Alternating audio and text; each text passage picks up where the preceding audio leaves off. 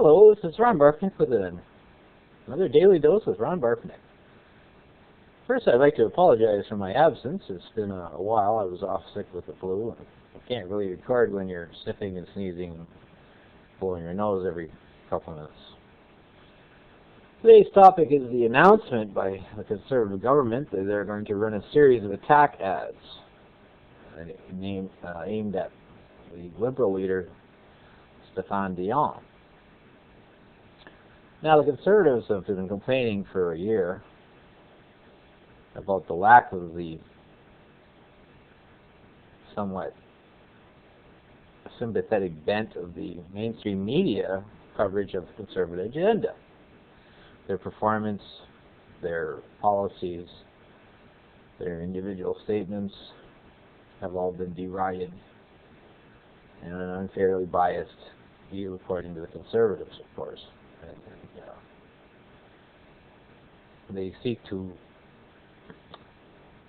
rebalance such things by releasing their own attack ads. Now, this is unusual because there is no formal election called, so there's no formal campaign.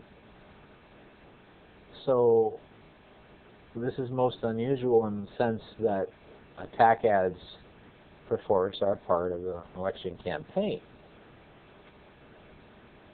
Now, since in the polls, Liberals and Conservatives are almost neck and neck, the nearest election will probably be in the summer, if there is one. Now, the danger is these attack ads will further degrade the Conservative Party's ability to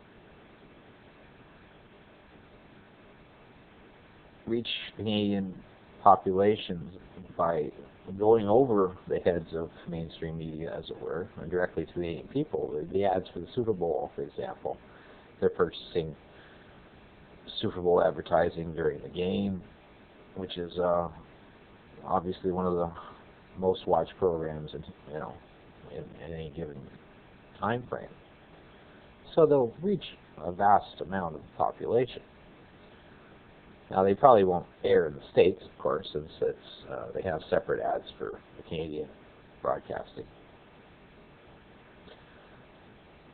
And the Conservatives are angry about the gun registry, which they claim they've made stronger, even though they promised in the election to abolish it. And the announcement of several $1 million of money for the customs and new officers and such. But that wasn't new money. That was already in the budget. And you have things like, well, the last report was that the 3 ships scheduled for the NATO exercises off of Nova Scotia for NATO, Canadian ships are not participating due to lack of funding. Now, this creates a serious problem. You have a NATO exercise and you're hosting the exercise and your ships can't participate because you don't have enough money. So this they see as a negative reporting, although it's merely fact. The Liberals have come out saying they're going to withdraw troops from Afghanistan in combat. They want them simply for reconstruction and hearts and minds programs. And of course, the Canadian Conservatives are sending another 2,500 fresh troops rotating over the next 2 months to bring the other soldiers back that have already served their 6-month tours. The trouble with this is, in Afghanistan, as in Iraq or any insurgency, there really is no rear area for such non-combat operations. The Taliban can attack anywhere at any time, and quite often they target the reconstruction teams because they're working for the evil Afghan government, and their schools, their hospitals, their clinics are seen as legitimate targets by the guerrillas. And of course, if you have a reconstruction team, any soldiers guarding the reconstruction team will also be targeted, as will supply convoys, medevac convoys. Even the local police or schoolmasters are targeted. So even if you're doing local security away from the NATO offensive operations, we'll still have casualties and we'll still have losses. So it's either cut and run entirely, which would have a negative effect on the overall NATO alliance, Canada's place in it, since we've apparently reached the front rank of military capabilities, according to the retiring British commander in Afghanistan, who speaks very highly of our troops, our training, and our abilities.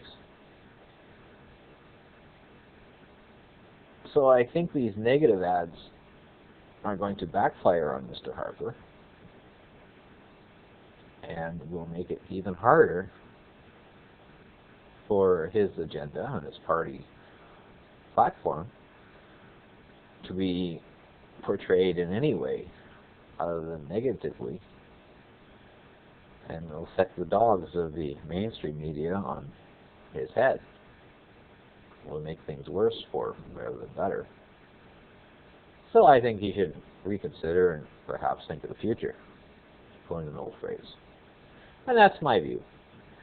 And this is Ron Barfknecht for the Daily Dose with Ron Barfknecht. Thank you for listening. Good evening.